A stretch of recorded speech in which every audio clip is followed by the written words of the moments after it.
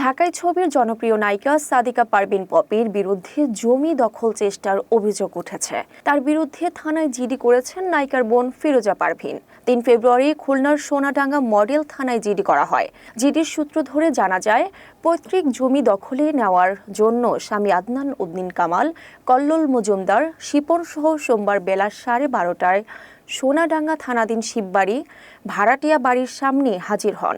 বাধা দিলে এক পর্যায়ে ফিরোজা পারভীন সহ সবাইকে হুমকি দেন পপি ও তার স্বামী। বিষয়টি নিয়ে পপির মা বলেছেন, আমার মেয়েটা আগে ভালোই ছিল, কিন্তু বিয়ের পর ৫-৬ বছর ধরে স্বামীর প্ররোচনায় আমাদের নানাভাবে হুমকি ধামকি দিচ্ছে। তার বাবার জমি দখলের চেষ্টা করছে, আমাদের প্রতিনিয়ত হয়রানির মধ্যে রেখেছে। পপির মেজ বোন ফিরোজা পারভীন বলেন, স্বামী সহ পপি খুলনায় অবস্থান করছেন, আমাদের হত্যার হুমকিও দেওয়া হয়েছে।